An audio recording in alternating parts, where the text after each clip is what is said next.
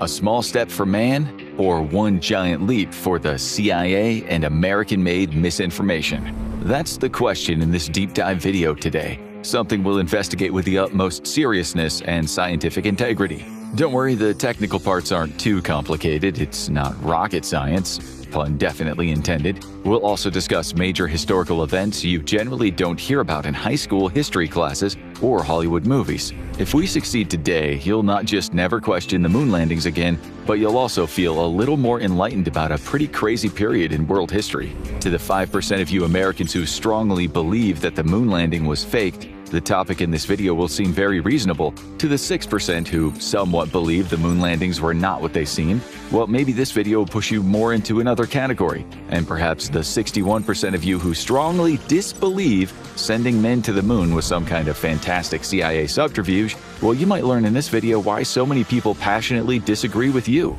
The numbers we just told you about were from just one poll. In another poll, up to 20% of Americans said they didn't believe in the official moon landing story. 25% of British people in that poll said the same, as did 28% of Russians, people who arguably had more reason than anyone to suspect that Americans faked it. A recent YouGov poll in the UK revealed that 1 in 6 British people agreed with the statement, "The moon landings were staged." Interestingly, these polls show that it's mostly the young these days who tend to think that moon landings were faked, not the older generation. Therefore, we can deduce that a lot of our viewers are moon landing skeptics. Maybe you think that these people are out of their minds, but if you look deeper into the alleged conspiracy, it's not quite as insane as you might have first thought. The people who believe it, or at least many of them, do come armed with what they believe are solid evidence and facts. One of the most dedicated moon landing conspiracy theorists had even worked at an American rocket engine company that supplied NASA for the Apollo missions. Another skeptic we'll discuss later was the son of an Apollo program astronaut, a man whose NASA days did not have a happy ending. A number of people have entertained the theory that the CIA has even assassinated people to keep the proverbial cat in the bag regarding the faked moon landings. Indeed, people involved at the higher levels of the Apollo missions did, it seems at first glance, die in rather suspicious circumstances long before they qualified for a U.S. government pension. Their deaths, we think, require closer inspection. Today, the story isn't just about men walking on the moon. We'll try to untangle the bigger picture, in which the CIA played a major role, as did former Nazis and Russian and American propagandists. The Cold War will be a main feature. You can't discuss the moon landings without looking deep into the Cold War skullduggery. If the US faked the moon landings, it needed a damn good motive, given the risks involved. Well, it did have a motive, which was to win the propaganda war with the Soviets by hook or by crook. If you know anything about the CIA during the Cold War, you'll know those Ivy League-educated masters of murder and mayhem were capable of undertaking the unbelievable. If they tried to control minds and create Manchurian Candidate-type assassins with LSD, if they could secretly plan to overthrow democratic leaders, plan to poison a politician's toothpaste, or explode a president's cigar, wouldn't it be possible that they might have considered lying about getting to the moon faster than the Soviets? That answer has to be yes, even if you think the moon landing conspiracy is, pardon our French, a crock of crap. It's hardly surprising that in the 1970s, a good part of the US public started to question the moon landings. They found out that their government, the secret parts of the government, had been lying to them about strange and terrifying black projects, about UFO sightings, about interventions in other countries' governments, and much, much more. They discovered another reality, a darker side of the world affairs, in which the CIA was often a geopolitical puppet master and at times controller of their sometimes dubious news narratives. This is partly how the moon landing conspiracy theories got off the ground. Excuse the pun. Many Americans had run out of trust. Anything, it seemed, was possible. As we said, if the moon landings were indeed faked, that was quite a considerable risk to the USA's prestige on the world stage. So there had to have been a considerable motive. This was no laughing matter. If the US was caught in a lie, it would have doomed American respectability. It would have disgraced the so-called free world. So the first question is there a chance that the US would have taken such a huge risk to its respectability and as a result possibly taken a lethal hit in the Cold War? Would the US have been so desperate it would have cheated? And what was the motive for this alleged cheating? The answer might lie in some post-World War II history. During the latter end of World War II, when the US and the Soviets were still pretending to get along, The future CIA director Alan Dulles, then an agent with the Office of Strategic Services, later the CIA, was doing deals with some very bad Nazis. This included the war criminal and high-ranking business-minded Nazi Karl Wolff. According to the book The Devil's Chessboard, Wolff was Dulles's kind of Nazi. He was a Nazi you could do business with, literally.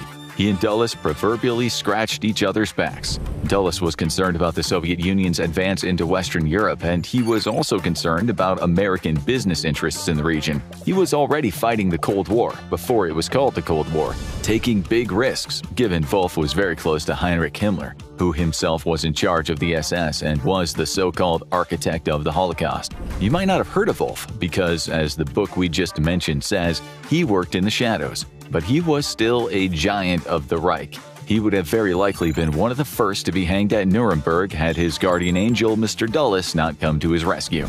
Dulles wasn't doing this out of the good of his heart. He wasn't a fan of Nazi ideology, far from it. He gained valuable intelligence from Wolff and from other Nazis during the war, and that included information about the Nazi superweapons, the V-1 and V-2 rockets, feats of German engineering that have a starring role in our story today. For Dulles, all ethical considerations went out the window when it came to winning the Cold War and protecting his country's economic interests. Risks had to be taken to save American prestige. The Soviets, the rise of communism, it had to be stopped, never mind what it would take. To fully appreciate the moon landing conspiracy, you have to understand to what lengths the US was prepared to go to get ahead of the Soviets. The US was so desperate to win that it hired Nazis under Operation Paperclip, some of them war criminals, such as the high-ranking scientist Kurt Blume, a biological weapons expert.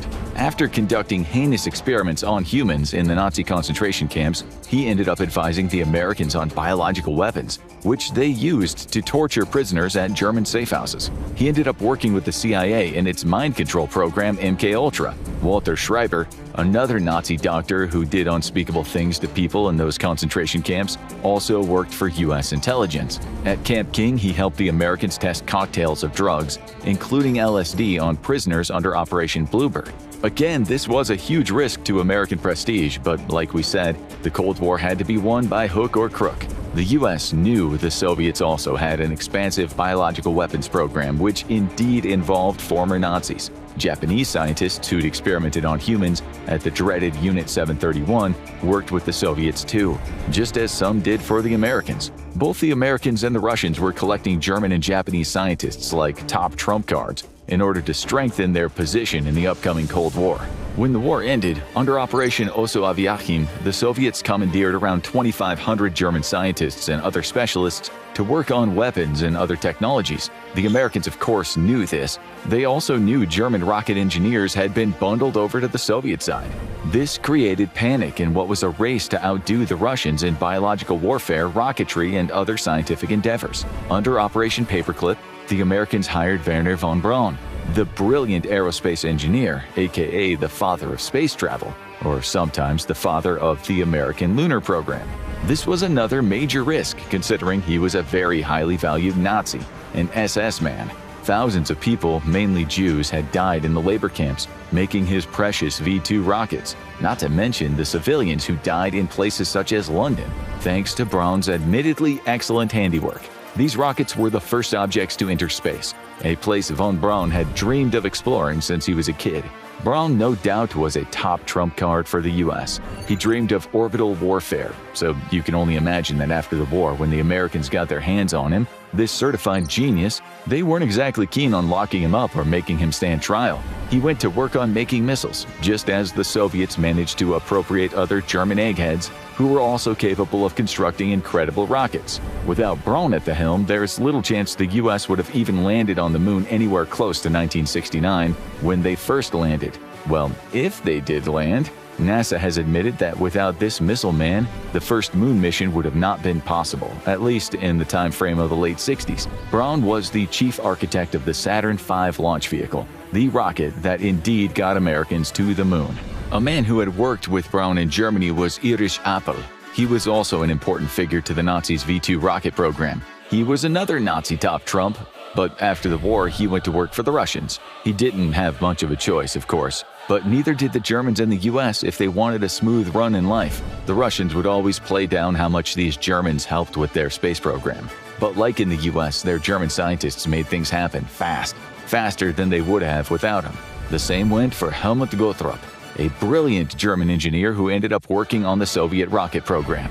Nonetheless, Braun was the cream of the crop, perhaps the best Nazi trump card of them all. The Americans got a good scientist working for them, Arthur Rudolph, a rocket engineer, also commandeered as part of Operation Paperclip. He'd been the operations director for the V-2 missile production, and 20,000 slaves would die during the making of those rockets. He later became an important part of the U.S. space program and was bestowed NASA's Exceptional Service Medal and Distinguished Service Medal, but his dark past caught up with him, and in the 1980s he lost his U.S. citizenship.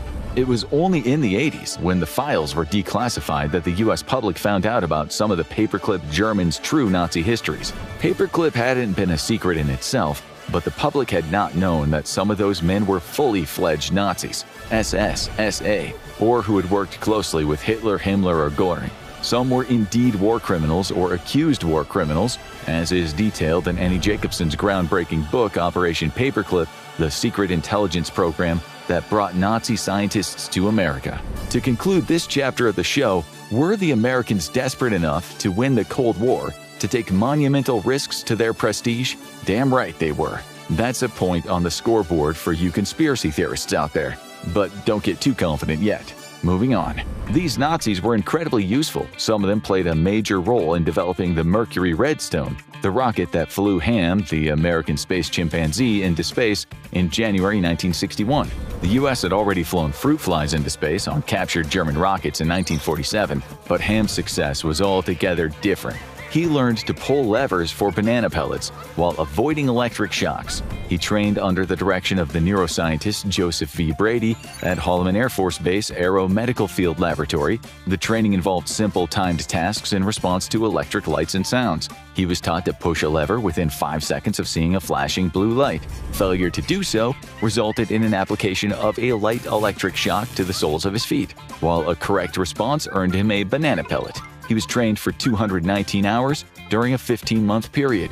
He was reportedly tetchy after a 16-minute-plus flight, but he cheered up when someone gave him an apple. After his flight, Ham lived by himself for 20 years in a zoo in Washington, D.C. People wrote him letters, some were answered by the zoo staff, signed with his fingerprint. In 1980, he was sent to another zoo to live with a group of chimps. He died in 1983 at the age of 26. Sending a monkey into space sounds kind of funny, but it was deadly serious at the time. In terms of the Cold War, it meant a lot. The Americans wanted to show that their free world capitalism was superior to communism. Space had turned into a propaganda war, and the Soviets had been winning up to this point.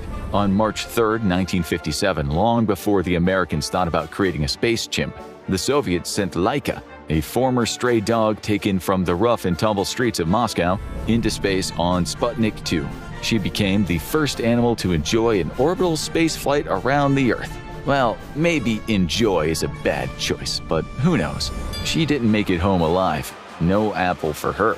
But in terms of propaganda, it was a shining feather in the Soviet Union's star-studded cap. The US had to catch up.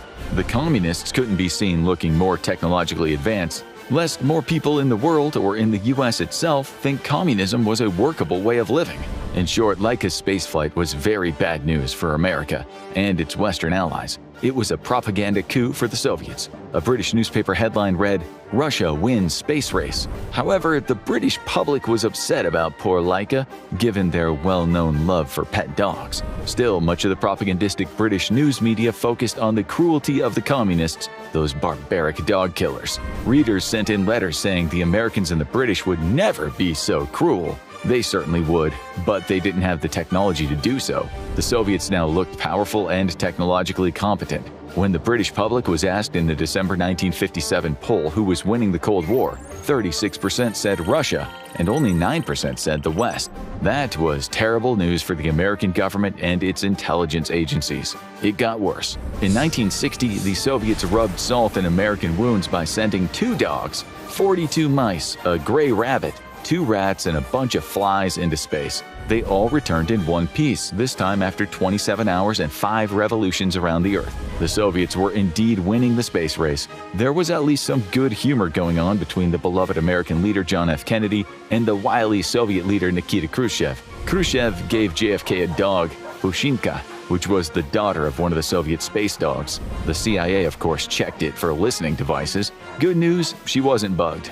Neither did she blow up in Kennedy's face, but she was described as a little nippy. She even had puppies with the Kennedys' White House dogs, which they called the Pupniks. Some people thought, maybe peace on Earth is possible. It was all good fun, but there was a darker side. Ever since the Soviets had launched the first satellite into space, Sputnik 1, on October 4, 1957, Americans had been fretting about the space wars, vehicles way above their heads, sending down bombs, even nuclear ones, to Earth. The Soviets seemed 2 steps ahead.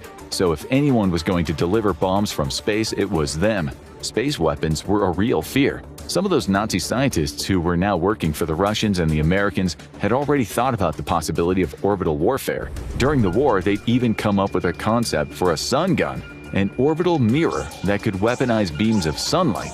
Spy satellites, kamikaze satellites, the possibilities were endless. On April 12, 1961, the Russians launched the cosmonaut Yuri Gagarin into space in the Vostok 1, Vostok 3 Ka-3.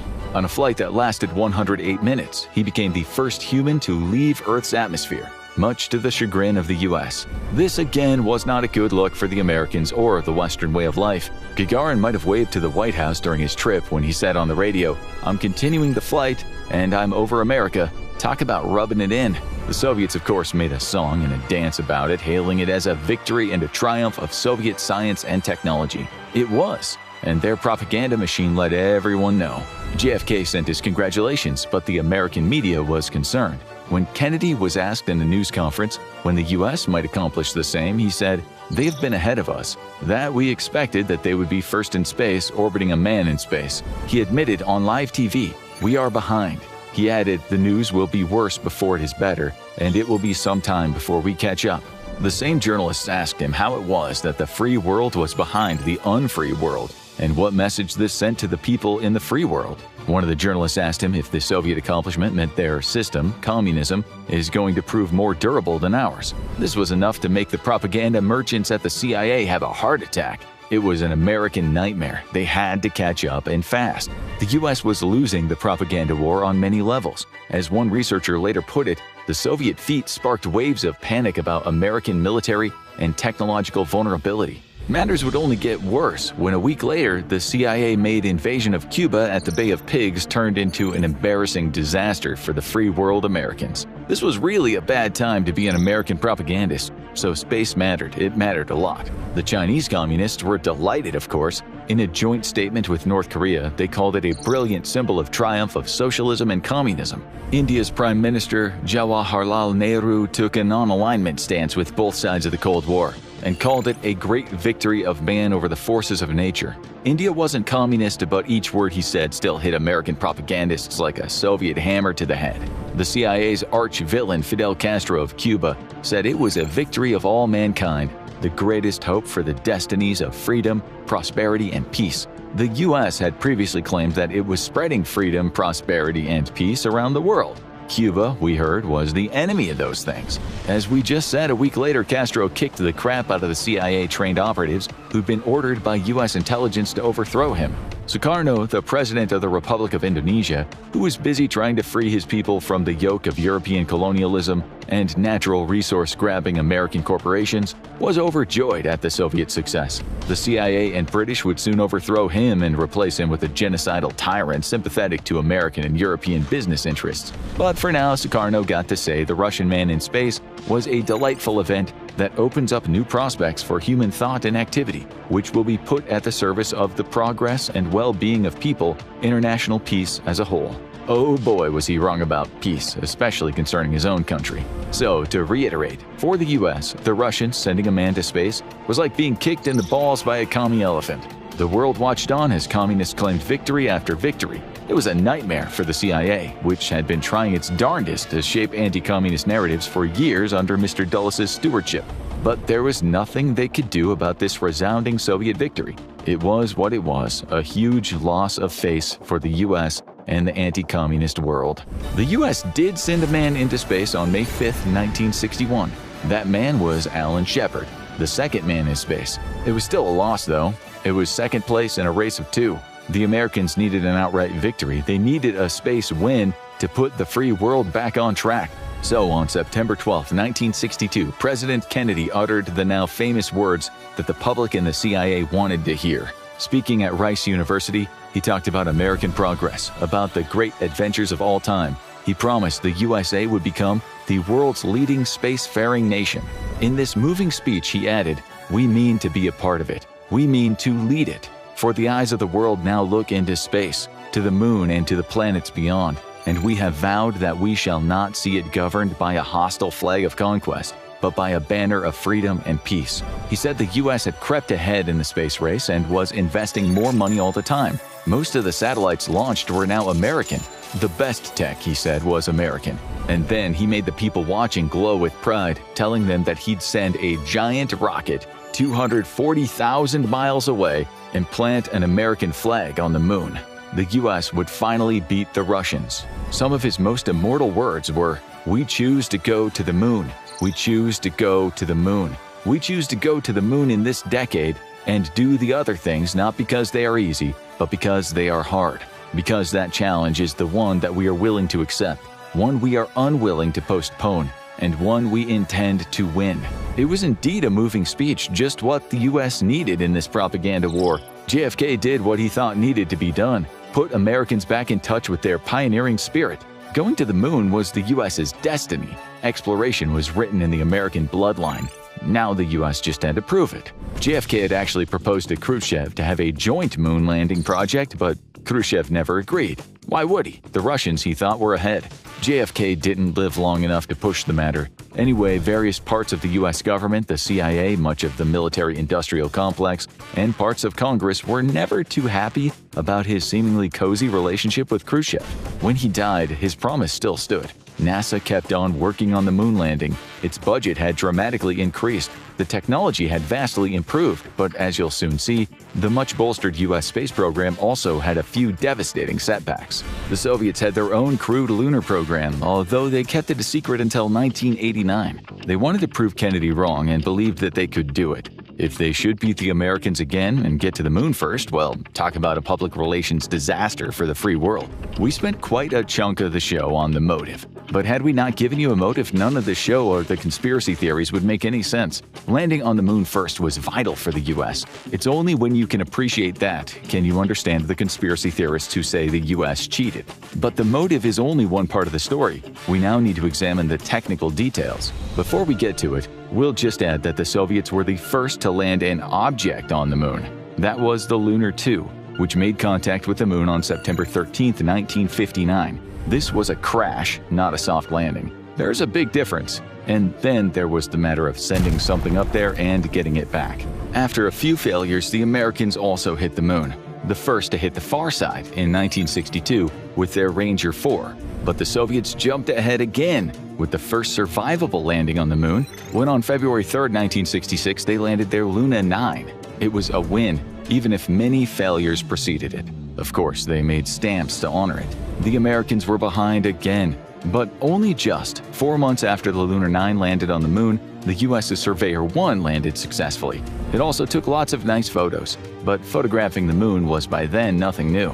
The Soviets put the first woman in space in 1963, Valentina Tereshkova, who in the spacecraft Vostok 6 completed 48 orbits in 71 hours. Tereshkova's Vostok 6 flew within 5 kilometers of the Vostok 5, which was carrying the record-breaking cosmonaut Valery Vykovsky. This hero of the Soviet Union not only almost completed the first rocket kiss in space, but at 5 days in orbit, he set the space endurance record. His record still stands for a solo spaceflight. What's more, he did the first ever space poop. We kid you not. The passing of his bowels after 9 hours and 5 minutes into the mission became a record. Another record for the Soviet Union. However, admittedly, taking the first space dump was not too much to brag about. We should also mention Alexei Leonov, who became the first man to perform a spacewalk on March 18, 1965. It was Leonov who the Soviets wanted to secretly put on the moon. Leonov's 12-minute, 9-second spacewalk impressed much of the world, but perhaps not so much of the USA, which needed a record of its own. But at least on June 3, 1965, Ed White became the first American to do a spacewalk. During the Gemini 4 mission, he spent 23 minutes out there in space. The US was just a whisker behind now. Then on January 27, 1967, when the Americans were preparing to send 3 men into space on Apollo 1 and perhaps get back some bragging rights, disaster struck. The 3-man crew died in a launch pad fire. This was a tragedy for NASA and these men's families, which will feature later in the story. But it also was a tragedy for American prestige. It made capitalism, the free world, look slightly incompetent yet again. Still, it was a Russian who became the first man to die on a mission to space. On April 24, 1967, cosmonaut Vladimir Komarov died when his capsule's parachute failed to open, and the capsule fell 4.3 miles before smashing into the Earth. The US was listening to Soviet communications. A book on the matter stated that Komarov was cursing the people who had put him inside a botched spaceship. The Guardian in the UK wrote the story about it, emphasizing how the US and the Soviets were still bound in a tight space race. The article said, "The Russians have earned a reputation for extreme safety consciousness and have suggested that the Americans were being irresponsible in their acceptance of unnecessary risks." The article said that, for the Russians, it was merely a moral setback, unlike the American accident, which was a more profound technological setback that led to major modifications and complex system changes. The article said that the Russian accident was clearly a serious setback in prestige, but it alluded to the fact that the Russians were still winning the space race. That soon changed. On July 16, 1969, at 13:32 UTC, the Apollo 11 launch took place. Millions of people watched it live on TV in 33 countries, including 25 million viewers in the US alone. Many more millions of people around the world listened to the live radio broadcast. We should just say here that no one doubts the launch actually happened. How could you fake one? Moon landing conspiracy theorists don't doubt that the US and Russia had the ability to send people into space. It's the landing part, that hard part, that they doubt. Inside the space shuttle were Commander Neil Armstrong and lunar module pilot Buzz Aldrin. The third astronaut, who's not gotten as much love as the others, was Michael Collins, the one who flew the Columbia Command Module, as the other two hopped about on the moon. As you know, the powerful Saturn V rocket, built in part thanks to Mr. Brown's brains, powered the men to the moon as they sat in the command module. It took the guys 4 days, 6 hours, and 45 minutes to reach the moon's orbit. Their top speed on the journey was 7 miles per second, or 25,200 miles per hour. The rocket had 3 parts for 3 stages. Each stage would burn its fuel and then separate, and then the next stage would take over. The used stages fell into the North Atlantic Ocean. Collins later explained, "Staging it's called, and it's always a bit of a shock as one set of engines shut down and another 5 spring into action in their place. We're jerked forward against our straps, then lowered gently again as the second stage begins its journey. Attached to the command module was the part that would land on the moon, the lunar module. Once in place above the moon, the lunar module undocked from the command module, which involved releasing the docking latches and the springs that held the two together. In the command module, Mr. Collins continued orbiting the moon, while the other two initiated a descent with the help of a guidance system. The undocking part happened at about 60 miles off the moon's surface. After that, Collins continued circling the moon, each cycle taking about 2 hours. At one point, the lunar module's descent engine fired for 30 seconds, which put them on a descent with the closest approach of 14.5 kilometers above the moon's surface. They were aiming for an area called the Sea of Tranquility. None of this was easy. It was the one thing that everyone was most concerned about. It's what the Soviets hadn't yet done in a manned spacecraft. Armstrong and Aldrin were able to hover close to the surface, making sure the computer had them landing at a good place. If anything went wrong, they'd be able to jettison from the descent stage, and by using the ascent engine, climb back into orbit. They'd land at about 3 feet per second by carefully using these controls, which was a bit trickier than we've explained. At one point, they received a program alarm. Armstrong told Mission Control back in Houston, "It's a 1202. He said to Aldrin, "What is it?" The answer was the Apollo guidance computer was saying that the processing system had been overloaded. Armstrong later admitted the unknowns were rampant, and there were just 1,000 things to worry about. He took over the manual controls, the fuel was running out, and they didn't have a safe place to land. 700 feet, said Armstrong, to which Aldrin replied, "Pretty rocky area." Aldrin later said they probably normally expected us to land within about 2 minutes of fuel left, and here we were, still 100 feet, or 30 meters above the surface, at 60 seconds. Armstrong asked, "Okay, how's the fuel?" To which Aldrin replied, 8%. Knowing that they were on the verge of something terrible happening, Armstrong declared, "Okay, looks like a good area here." They landed. The landing gear absorbed the impact. We'll talk about this landing making a crater later.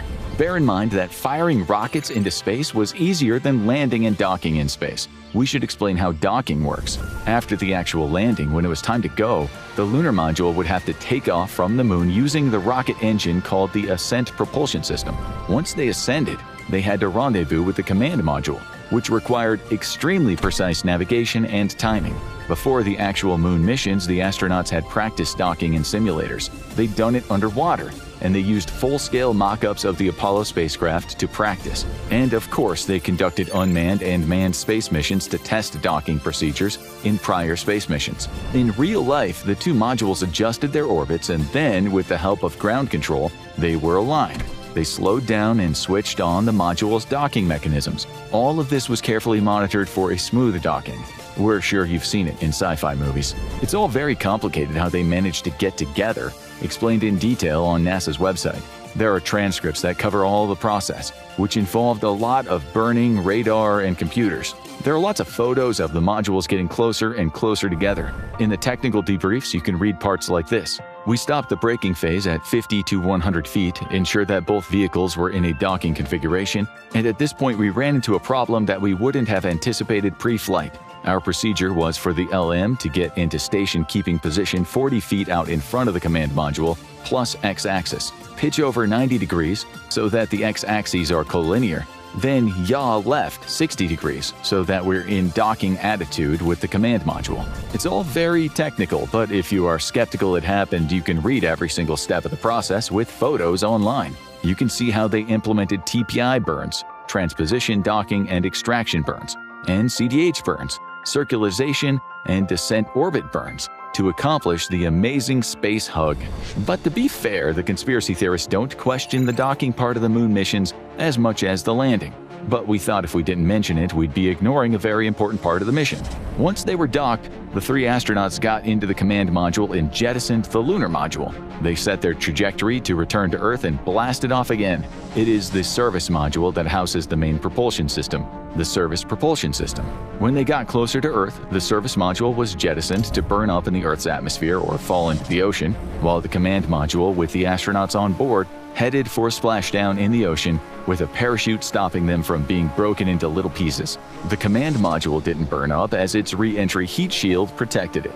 They landed in the Pacific Ocean at 12:50 p.m. on July 24, 1969. Okay, now let's go back to when they landed on the moon. Armstrong said the famous words, "Houston, Tranquility Base here, the Eagle has landed." The Eagle was the name of the lunar module. The guys prepared themselves for their moonwalk. About 4 hours later, at 2:56 and 15 seconds Universal Time on the 21st of July, Armstrong, with 500 million people watching from all over the world, said, "That's one small step for man, one giant leap for mankind."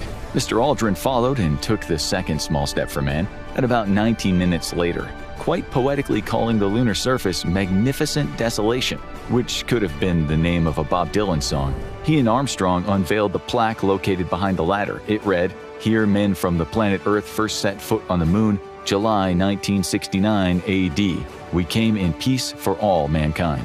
What an amazing accomplishment by NASA, the USA, and the free world. Make no mistake, the CIA propagandists were jumping for joy. The USA had scored the winning touchdown after spending the entire game behind. The astronauts went one better when they planted the American flag. They then talked to President Richard Nixon by radio telephone. Every single step had been rehearsed, mulled over, and analyzed for full effect. The White House's directive had been to plant the flag in such a way as to make it clear that the flag symbolized the fact that an effort by the American people reached the moon, not that the U.S. is taking possession of the moon. Allen Dulles had died 6 months earlier, but had he seen this, he would have been a happy man. That's the thing. As you know, all this talk about peace on Earth and mankind's progress was in its own way part of the USA's propaganda plan. Even if the astronauts didn't care much for propaganda in the Cold War, they had to say what they had to say. You'll see what the Russians thought about the US's success later in the show. For now, Americans, according to polls, were mighty proud of their free world nation. JFK's image flashed on TV screens nationwide next to the words "Task Accomplished, July 1969." The US had won the space race. Democracy had won. We're not being overly cynical about the propaganda aspect being so important. JFK had been told by advisors to make no mistake, this is a must-win battle in the Cold War. Many years later, Aerospace America admitted Apollo was an exercise in propaganda, sending to the world and ourselves a message of American superiority and exceptionalism. It wasn't as if the average Joe in the US or in Britain was saying, "Oh great, this is of profound symbolic significance regarding the balance of power in the world and how perceived technological prowess can act as a strong propagandistic tool to persuade people that one side of the current political schism is superior." But that's what the CIA was thinking. It was the reason why the US spent something like the modern equivalent of $280 billion on the Apollo program. By 1965, NASA's budget was almost 5% of all the US government spending. Bear this in mind as we go on. The astronauts took photographs, collected 21.5 kilograms of rock and soil, and walked and skipped a total of about 250 meters, never quite straying more than 100 meters from the module. The people watching could hear them sounding like overjoyed kids bouncing around, singing hippity-hoppity in gravity that was just 16.6% of that on Earth's surface. They had to bounce since walking didn't really work on the moon, despite what the band The Police might lead you to think. We have a question, though, a question the skeptics have said is proof that the moon landing was fake. Where were all the stars in the photographs? According to NASA's images, there was just blackness out there in space, and everyone knows there are quite a few stars in the universe, perhaps 200 billion trillion, about 100 billion to 400 billion in our own humble galaxy, the Milky Way, and anywhere from 2,600 to 4,500 that we can see from Earth on a clear night. Well, that's weird, say the conspiracy theorists, because in those photos, there are none, zilch, and you can't get a much clearer view than from the moon, where there is no atmosphere to get in the way of stargazing. Not in one solitary moon photo will you see a star. The theorists have said that this might be because the fake landings were conducted in a studio. Perhaps, they say, someone forgot to turn the lights on behind the black screen, which would be pretty strange given you'd think some of the most intelligent people on the planet, US intelligence, and their NASA scientist buddies would have remembered such a major detail. In fact, they forgot to turn on the little bulbs in all 6 moon landings. They could build rockets and split atoms, but they couldn't fake stars or remember to get a guy to turn on the starlights? The answer to this one is simple. The cameras on the moon were set to an exposure time to capture not the distant stars, but what was happening on the moon. As any of you budding photographers know, if you want to get good shots of the stars at night with your camera, you really need a long exposure. Try pointing your smartphone camera at the night sky and see what you get. NASA's cameras had been optimized not for exposing stars, but for capturing details in the brightly lit surface of the moon. The astronauts, as they said later in interviews, couldn't see the stars either because of the sunlight. Some of you are now thinking, that's too easy. We're strawmanning the argument. Okay, let's move on. As you know, there is no wind on the moon. Unlike Earth, the moon doesn't have much of an atmosphere. It has some atmosphere, but the moon's atmospheric pressure is about 100 trillion times lower than Earth's atmospheric pressure at sea level. You can call that almost non-existent. Certainly not anything near enough to make a flag flap in the wind. Oops, looks like the CIA and NASA messed this one up again because that flag on the moon definitely ripples in the photos and videos. Yet again, it seems like someone messed up. Did the caretaker at the movie studio leave a door open? Or did someone turn the AC on since it was getting so hot for the astronauts in those fake spacesuits? And what about Aldrin and Armstrong? Surely, if they were part of the conspiracy, with likely a team of hundreds watching them, how come no one said, "Dudes, close the door, the flag is rippling"? What kind of god-awful conspiracy team are you? And then the director would have shouted, "Flag scene, take 2." Obviously, he or she didn't. Actually, even though we are jesting here, the flag in several videos seems to flutter a lot, so it's only reasonable that people would question it. There's a reason though. If you watch the videos, the flag only flutters after someone has just touched the pole it's connected to. The skeptics say no, it moves by itself. But if you're lucky enough to watch the videos in full, it only ever flutters after it's been moved or touched. It sometimes just looks like it's waving by itself in the video. When the astronauts planted it on the moon, they couldn't help but give it a little push. Without the wind resistance, the flag rippled a few times before finally settling in one position. No video in the world exists of the flag moving by itself after no one has manipulated the pole in some way. If you think about it, it would look much weirder if the flag had stayed straight, like a piece of strong card after someone touched it. It also had a horizontal crossbar. If it hadn't, we would have gotten a floppy flag, which would have been quite some blunder in terms of positive symbolism for the USA. To believe that NASA and the CIA, along with 400,000 people who worked on the moon landing in total, would have all been so dumb as to not say anything about the possibility of AC or an open door creating wind movements on the flag, well, that's frankly implausible.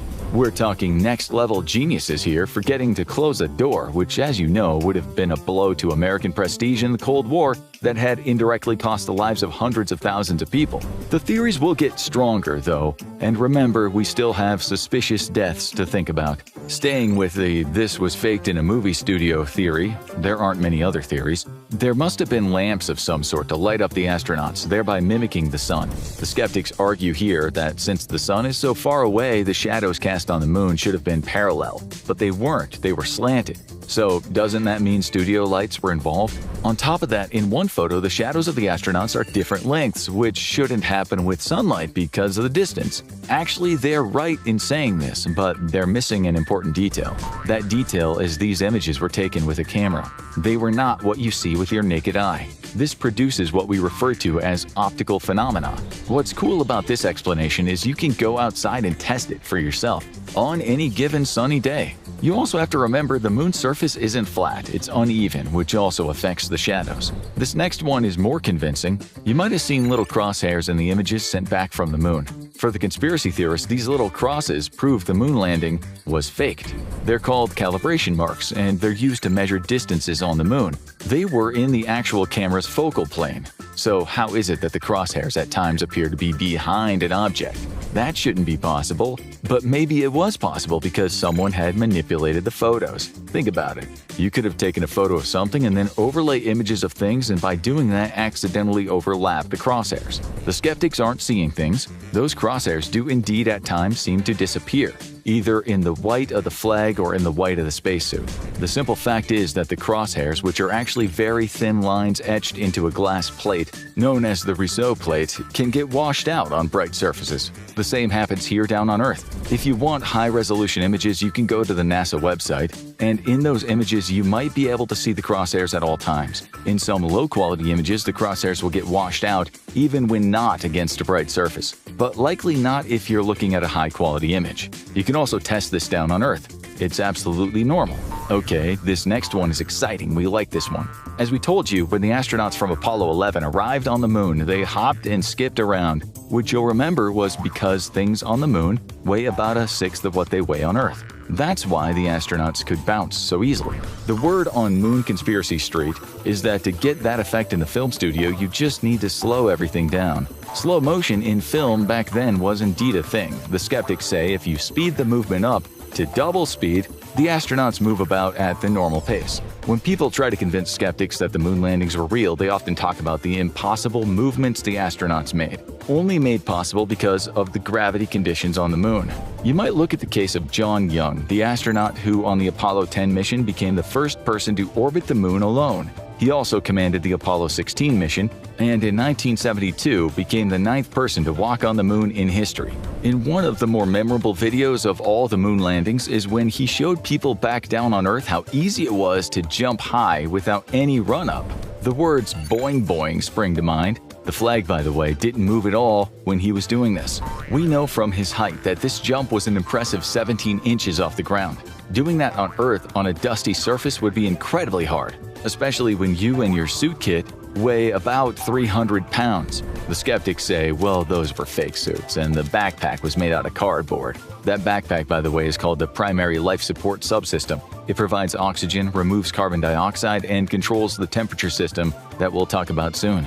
The ones they had back in those days weighed 84 pounds on Earth, but only 14 pounds on the moon. But let's say they were fake, which is partly how Young managed to jump so high from a standing position. Looking at data online, the average vertical jump height for an untrained male is 16 to 20 inches, and that's without a backpack, without a fake backpack, without boots and a helmet, not from a sandy surface. You're good at jumping if you can vertically jump 20 inches without any of that stuff. You're an athlete if you can get anywhere in the region of 24 to 28 inches. But again, that's someone in shorts not wearing boots and a spacesuit.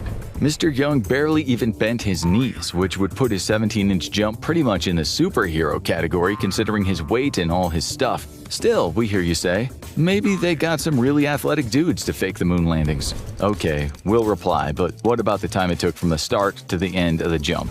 On Earth, you can test yourself. The whole process from takeoff to landing is usually about 0.6 seconds. On the Moon, Young's jump took exactly 1.47 seconds. If the film was slowed down to make it look like the astronauts were experiencing the Moon's gravity, then this would mean a factor of 2.45. So let's imagine the video was slowed down by this factor, which is why the jump took 1.47 seconds and not 0.6 seconds. What if you played the whole video at 2.45 faster? The answer is it starts to look comical. Young does a salute as he jumps. The salute isn't affected by gravity like his jump, but if you speed up the video, it looks ridiculously fast.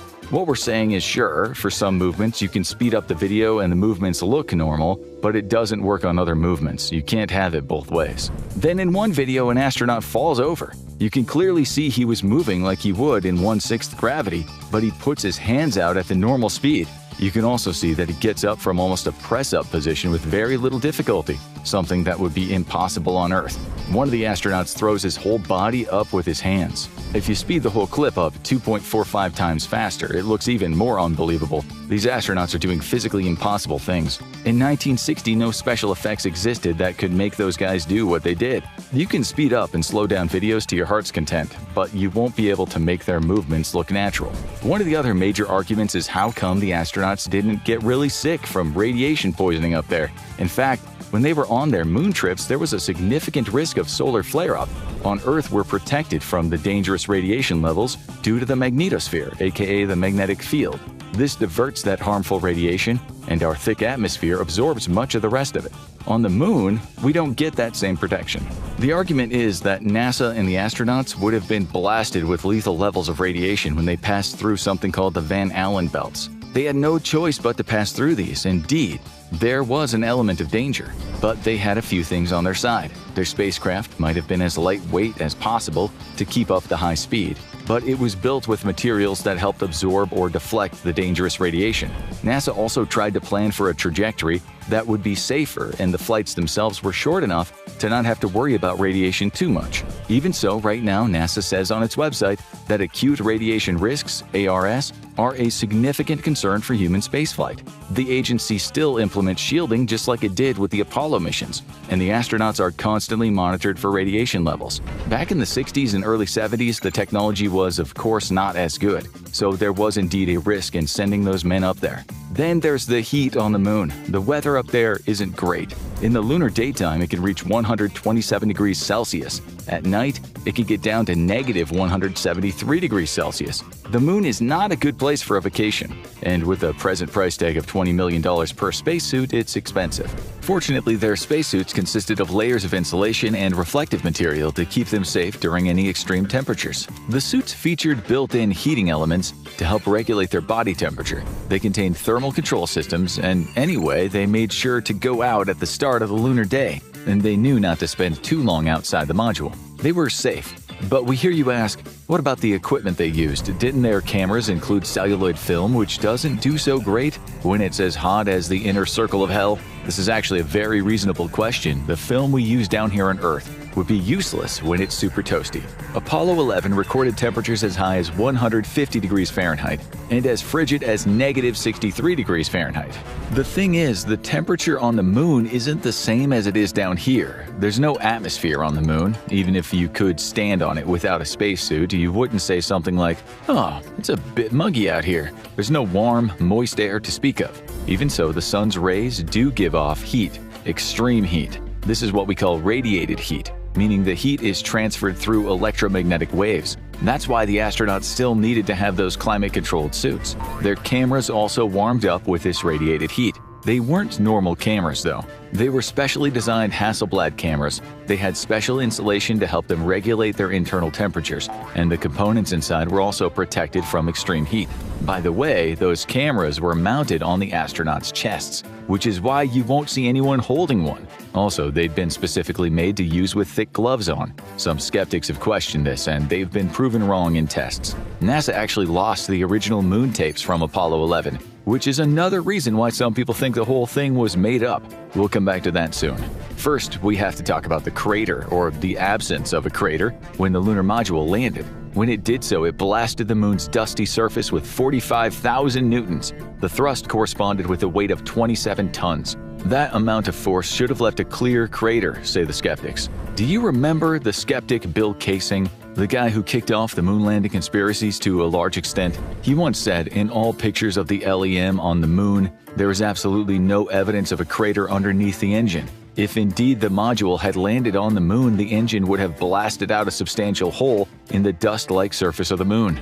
He should have known what he was talking about. He left the rocket engine design outfit Rocketdyne in 1963, and Rocketdyne had worked with NASA on the Apollo missions. In his 1976 book, We Never Went to the Moon, America's $30 billion Swindle, Kaysing said that scientists at Rocketdyne had told him that the U.S. did not have the technology to fly someone to the moon and back, and the radiation would be far too dangerous. In a Fox documentary, he also said, "The fact that there is no blast crater under the LM is one of the most conclusive pieces of evidence that I find supporting the hoax." There are a few reasons for no crater. One is that when the module landed, or just before 5.6 feet, it was actually turned off due to the reduced gravity. This made the module weigh much less. It also floated down, moving laterally, not straight down. As one astronaut said, the landing was quite gentle, rather than a huge blast down. Furthermore, given that they landed in a vacuum, there wouldn't have been the same turbulence if they landed under Earth's atmospheric conditions. This is also why you didn't see the great plumes of dust when they landed. In NASA sketches prior to the moon landings, artists depicted a crater below the module. What's up with that? Well, that was artistic license. It was to make the picture look dramatic. In one sketch, they also put the Earth and lots of stars. Nothing like how it would look in reality. It was much prettier that way. You have to ask yourself, if NASA really faked the moon landings, wouldn't they have made the sketches look like the staged version?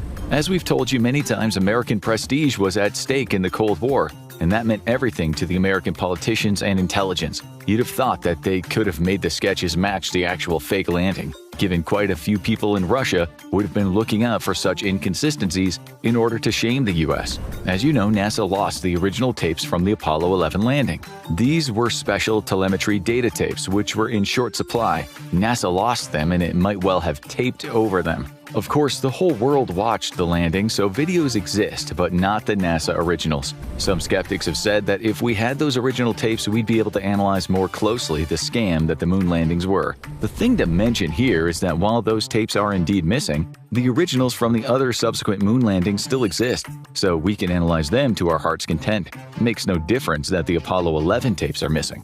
Skeptics have also said that astronomers have failed to show the landing equipment, including the fuel tanks, that NASA left on the moon, which is proof of a conspiracy. They say we have a really good telescope, so why can't they see the stuff NASA left up there? Firstly, looking at things that are far away isn't easy, not when you're looking for relatively small things. We're not talking about looking at stars here, but relatively tiny pieces of equipment. But over the years, photos of NASA's artifacts have been taken, recently by Chinese and Indian lunar probes, so the theory has bitten the dust. There's also the theory that the moon rocks NASA collected are fake, with people going as far as to say when von Braun was sent to Antarctica in 1967, he picked up rocks to be used as fake moon rocks. The story goes that he was under pressure since the US threatened to reveal his Nazi past if he didn't do the job. It's a cool story, we like it. He did indeed go to Antarctica, but NASA said his mission was to look into environmental and logistic factors that might relate to planning future space missions and hardware.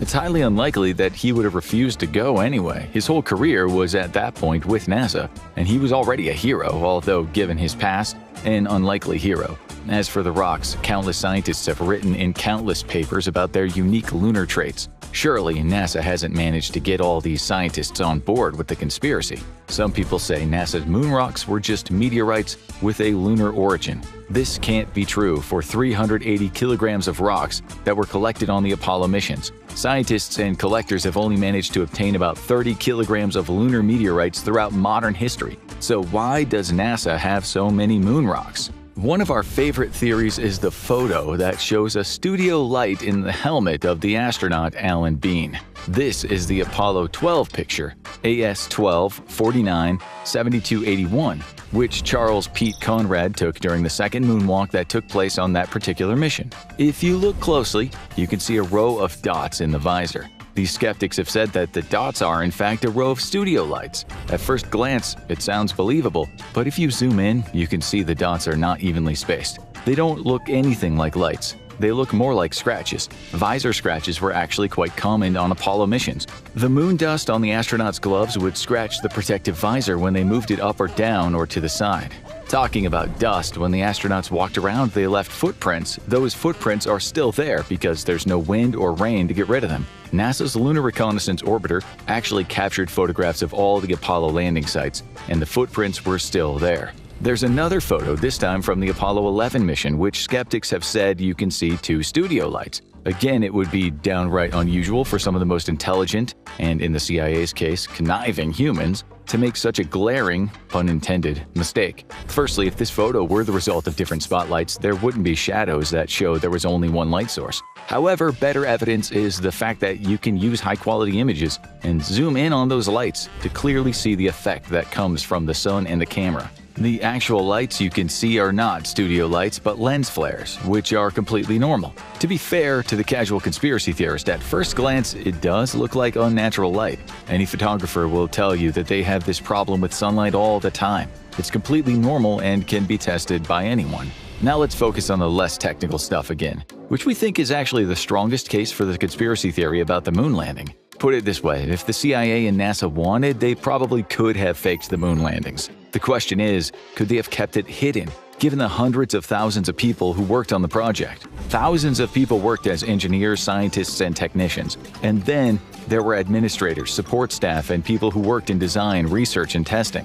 Even the cleaning staff or the public relations department would have smelled a rat. Surely, someone would have squealed, and if so, welcome to the CIA's wet affairs assets, who, during the Cold War, were often hitmen from organized crime outfits. Bill Kaysing said the CIA murdered the people who were considered dangerous in terms of telling the truth about the moon landing, which, if you've read the agency's assassination manual, it might not seem as crazy as it sounds. Kaysing went as far as to say that the reason the Apollo 1 astronauts died in that terrible fire was because they were going to let the cat out of the bag. In this case, the cat was NASA's inability to land on the moon, which would mean losing the propaganda war with Russia. Several NASA astronauts did die around the time of the moon landings, and just after, mostly in flying accidents, which at first glance does look quite suspicious. But if you look at the Russian space program, those guys also lost a number of astronauts at the time in flying accidents. Flying next-generation planes is dangerous business. One of the US pilots, Michael Adams, died flying the hypersonic rocket-powered aircraft the X-15.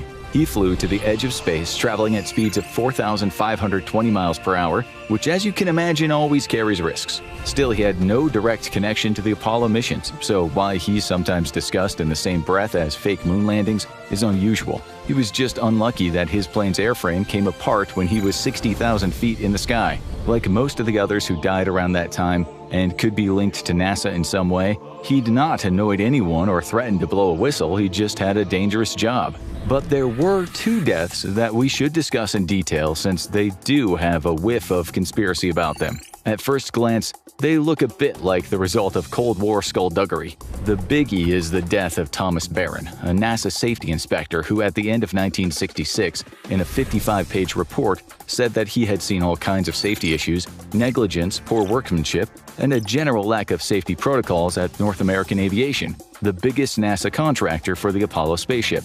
After the Apollo 1 disaster, he was very critical of NASA and said so in the report. He made it sound like NASA was never going to get to the moon, music to the ears of the Soviet Union, anathema to the CIA.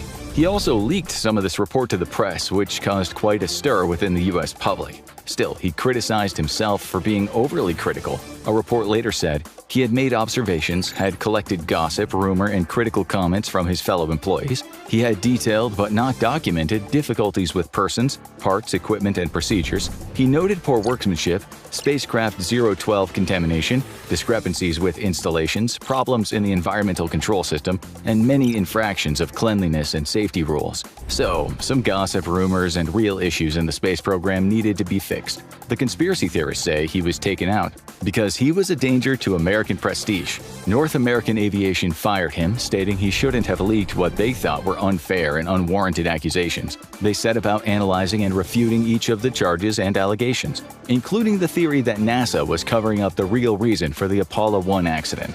But what if Barron fought back? What if he had information that NASA and NAA didn't want him to expose, more than he'd already told the press? If the CIA was indeed considering constructing a fake moon landing, it looked pretty bad that Barron was now saying rather than being able to send men to the moon, NASA was incompetent. Barron wrote, "I'm afraid the public had the wrong image in their minds when they think of Project Apollo. They probably believe that everyone knows exactly what they're doing at all times. They're wrong.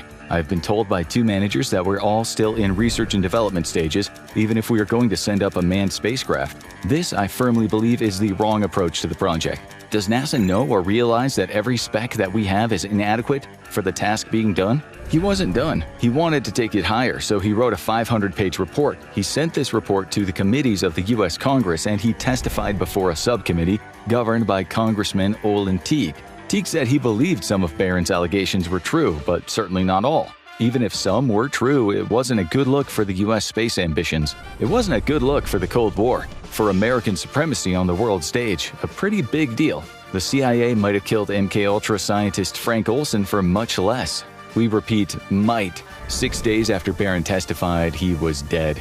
His car was smashed to pieces at a railroad crossing in Florida, which everyone knows is not a common accident, given people usually see trains coming and there are crossing barriers to stop this kind of thing from happening.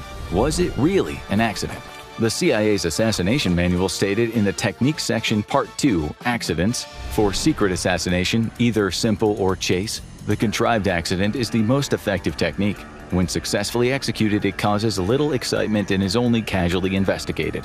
Pushing someone out a window was said to be the best tried and tested method, since this usually warranted little investigation. The CIA also wrote, "Falls before trains or subway cars are usually effective, but require exact timing and can seldom be free from unexpected observation." Then below that it says, "Automobile accidents are a less satisfactory means of assassination. If the subject is deliberately run down, very exact timing is necessary and investigation is likely to be thorough." So, while this doesn't exactly put the CIA in the best light, it does say that car accidents weren't the best way of doing what they sometimes euphemistically called life alteration.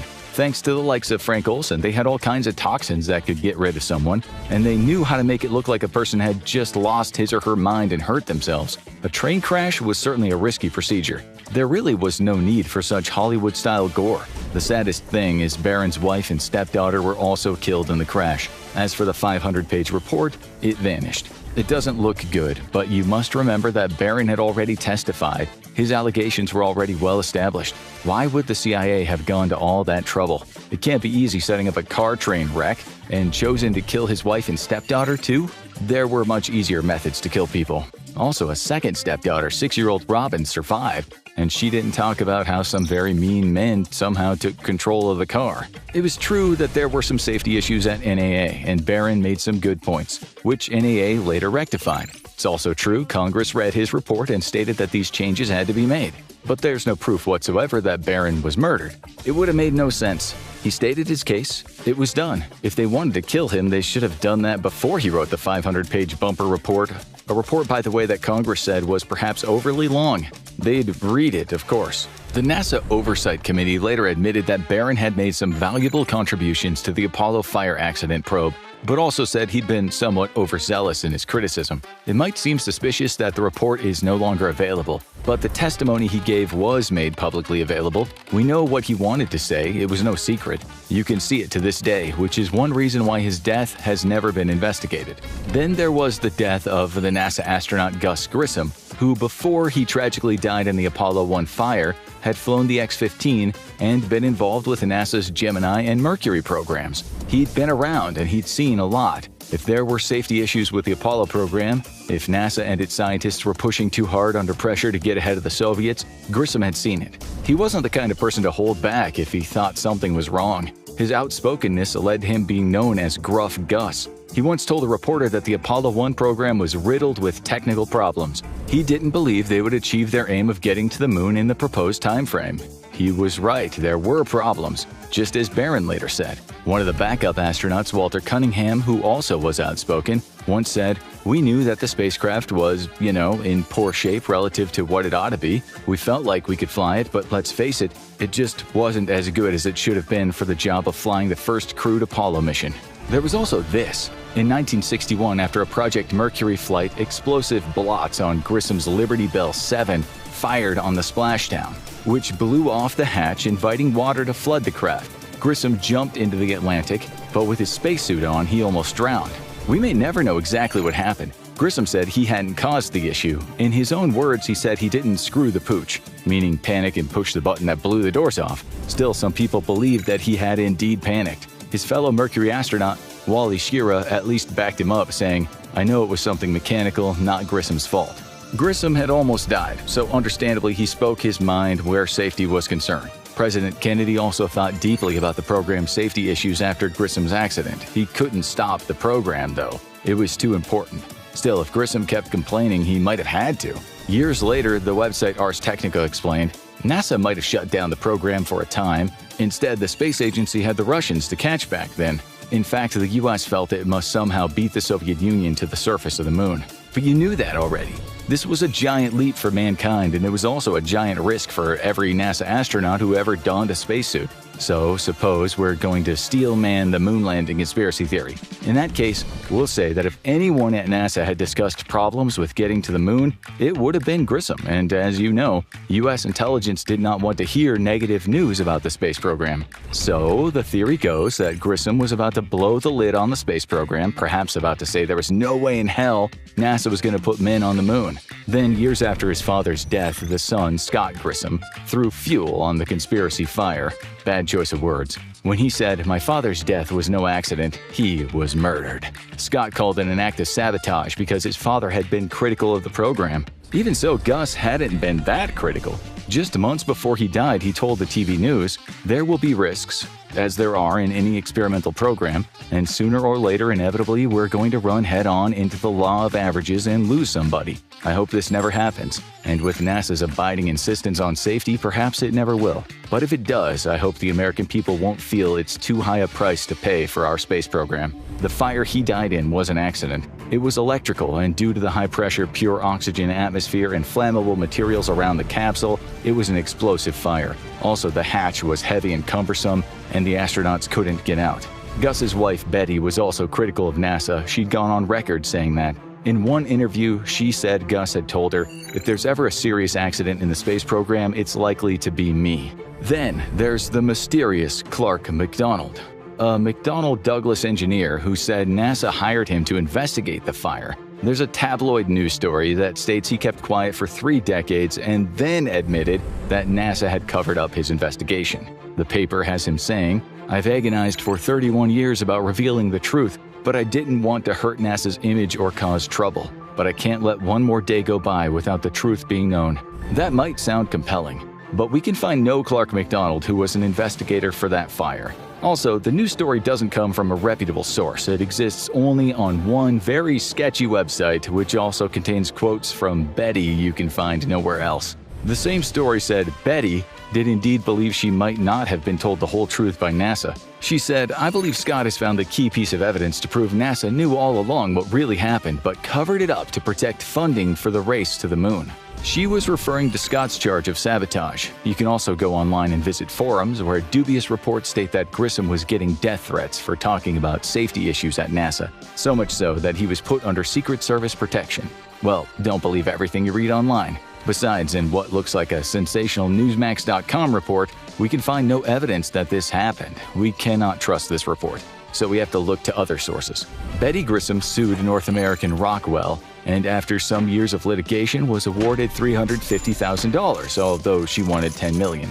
The grounds she sued for were pecuniary loss suffered by the survivors in the form of earnings, loss of parental care, guidance, and control, and present cash value of the future earning potential. Her lawsuit said nothing about a conspiracy regarding her husband's death. She did believe that there had been negligence, with her lawsuit stating there had been a failure to exercise due care while in control of the capsule. She said he'd even told her he was considering telling NASA he would refuse to fly the mission. In an interview, she said he knew that it was not very good workmanship, and that was why he was working hard to improve it. "In fact, I said, 'You're not going to fly until it gets fine,' and he said, 'I'm not.'" Betty once said he died 100,000 times before because that's how it felt being married to a man with such a dangerous job, but she never talked about NASA staging things that happened on the moon or NASA faking anything else. She was proud of what her husband did, but critical of the risks involved. Her son Mark also was critical, but more about how his family were treated after Betty sued. After she died, aged 91 in 2018, he told the New York Times, "We got the dark side of NASA. People who were my friends were no longer my friends. A lot of people turned their back on us. And Mom got a lot of hate mail. They were like, 'How dare you sue NASA?' We were no longer part of the NASA family." That same article said nothing about sabotage or the CIA, so again, Betty was only upset about how much risk her husband had faced in his job. To equate this with the family saying Gus was murdered because he was going to blow the lid off regarding the program's problems and setbacks is ridiculous. In fact, it might have been insult to Betty to suggest her husband had worked for an agency that cared more about American prestige and propaganda than it did science and exploration. Buzz Aldrin certainly felt insulted by the conspiracy. He once said after working so hard to understand the exact science of space rendezvous and orbital mechanics, and then to have people tell him it was all faked and he was a liar, well, he said it was the most ludicrous thing he'd ever heard. He once punched a conspiracy theorist after losing control. The guy had screamed at him, "Your whole life is a lie, you're a coward, Buzz Aldrin," and Aldrin hit him square in the jaw, all captured on video. The number of conspiracy theorists increased no sooner than the American public saw it. Aldrin obviously couldn't handle the truth, they said. People have also said that NASA and the CIA had hired filmmaker Stanley Kubrick. After all, almost 2 years after the moon landings, he made a movie that looked to many people more real than the actual moon landings. The movie, often considered one of the best ever made, was 2001: A Space Odyssey. The Paris Review wrote that it looks more real than the actual landings. It's the shadow and light, the space and enclosure, the way people move. This film contained no special graphics or CGI. It had been made using actual models. Well, some people ask, if Kubrick could do it for his movie, maybe he did it for NASA and the CIA. This was a man who, in his film Dr. Strangelove, had been critical of the Cold War, of the military-industrial complex, of power. He'd been critical of attempted mind control in his film, A Clockwork Orange. Not written about MKUltra, but covering a similar theme. You'd think Kubrick would have been the last artist the CIA would have called up to produce a fake moon landing film. The CIA did occasionally infiltrate Hollywood to make America look great again and again and again in movies. Still, there's no proof that they worked their pressure magic on Kubrick, an artist probably with some integrity. Other than it being a cool story to tell, there's absolutely no evidence Kubrick had anything to do with the moon landings. In fact, if you watch how the astronauts move in his film and look at his depiction of the moon's surface, it looks nothing like NASA's videos. His daughter said not too long ago, "There are many very real conspiracies that have happened throughout our history, but claims that the moon landings were faked and filmed by my father? I just can't understand it." We won't say anything else about that, since there's as much evidence of Kubrick filming the moon landing as there is of the moon being made out of American cheese. We hate to tell you this, but NASA did put men on the moon. They did it 6 times, in fact. They installed the Lunar Laser Ranging Retroreflector Array up there, which is still being used in 2024, allowing them to measure the Earth-to-Moon distance. There's equipment up there to measure the solar wind composition from the moon's surface. They left a lot of stuff on the moon that's still useful. But the next question is, why haven't they returned to the moon since Apollo 17 went there back in 1972? It's a perfectly reasonable question. In fact, it is very strange they've never been back. It fuels the conspiracies, and for good reason. The simple answer is the USA won the Cold War and the propaganda war, so the US stopped spending tons of cash without the impetus of trying to win a war. People often say Americans lost interest in space travel, but what also happened is their government agencies didn't push space travel as much. They didn't have to. NASA received just $25.4 billion in 2023, compared to 4.5% of the federal budget in the 60s. The stakes were high back then, and there was much more urgency. When the propaganda war was won, the funding decreased. There's also the danger of sending people to the moon to think about. It's still a really hard thing to accomplish, and no one wants dead astronauts. Just recently, Japan's moon lander ended up on its nose when it touched down on the moon's surface. A US lunar lander, meanwhile, was reported to have had no chance of making a soft landing due to a fuel leak. Things can go wrong. Because there's less funding now, there are more failures. That's what the BBC said about the recent failures, not enough cash. Back in the 60s and early 70s, the Americans and the Russians had about a 20% failure rate in their space programs. Today, it's more like 40%. Imagine what NASA could do now with 5% of the US's total budget. In 2023, the US government spent $6.13 trillion. 5% of that is $306.5 billion. That's quite a lot more than $25.4 billion. But now NASA's working with private companies, so going back to the moon is again much more possible. If you've been following NASA, you'll know the agency does plan to send humans to the moon soon. It has a target of September 2025 for the first crewed Artemis mission to go around the moon. Then later, September 2026, for Artemis 3's crew to be the first astronauts ever to land at the lunar South Pole. NASA said in a statement at the start of 2024, "We are returning to the moon in a way we never have before, and the safety of our astronauts is NASA's top priority as we prepare for future Artemis missions." When this happens, will we question if it's real? We might also ask, why is there more urgency to go right now? Despite their differences, the US and Russia work together in space as a team. The Cold War is over and now they collaborate. They've been collaborating up there for years. As we started making the show, the BBC reported a SpaceX Falcon 9 rocket carrying 3 US astronauts and 1 Russian cosmonaut has blasted off from Florida, bound for the International Space Station.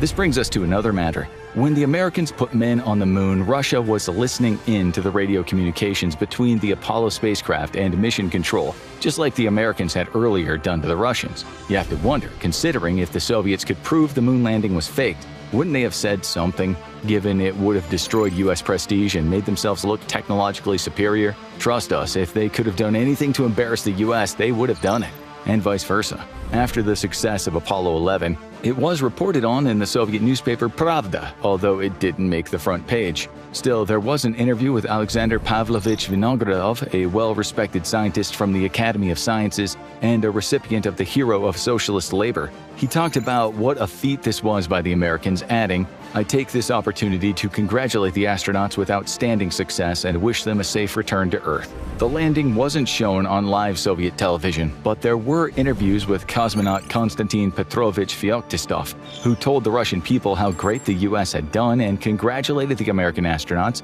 who were in some ways his colleagues. Many years later, the Russian cosmonaut Alexei Leonov said, "We were there at Soviet military base 32103. I swear to God, we sat there with our fingers crossed. We hoped the guys would make it. We wanted this to happen. We knew those who were on board, and they knew us too." The Cold War was brutal. Spies did terrible things. Legitimate progressive governments were indeed overthrown and replaced with CIA-backed democracy-destroying tyrants. And yes, there were many secret programs that thrust poor nations into a dark age. But behind all this, there were explorers on both sides of the Cold War, whose focus was on reaching the new frontier, who had no hatred for each other, who in the years to come would work together, who would depend on each other. They were not Cold War warriors, far from it. They wanted the best for each other. This reminds us of Rocky Balboa's speech after he beat Ivan Drago in the admittedly propagandistic pro-American movie Rocky IV. I guess what I'm trying to say is that if I can change and you can change, everybody can change. We'd love to end this on a positive note, but as you know, tensions between the old rivals have been heating up over the last couple years. Looking at the news headlines, it's starting to sound like 1965 all over again. US says Russia developing troubling space-based anti-satellite weapon, said one headline. How the US is preparing to fight and win a war in space, said another. Russia's advances on space-based nuclear weapon draw US concerns, said another. 3 more stated, new space race could feature weapons. Russia has declared a new space race, and moon mission set stage for renewed space race. So, we guess the whole space propaganda thing is starting up again. Maybe history does repeat itself, as Commie Commander-in-Chief Karl Marx once said, "The space race is on. Just put China in the mix this time and add India and Israel to the list." Now you really need to watch MK Ultra, Inside the CIA's Secret Mind Control Experiments. Or have a look at The Truth About the Roswell UFO Conspiracy, what really happened in Roswell.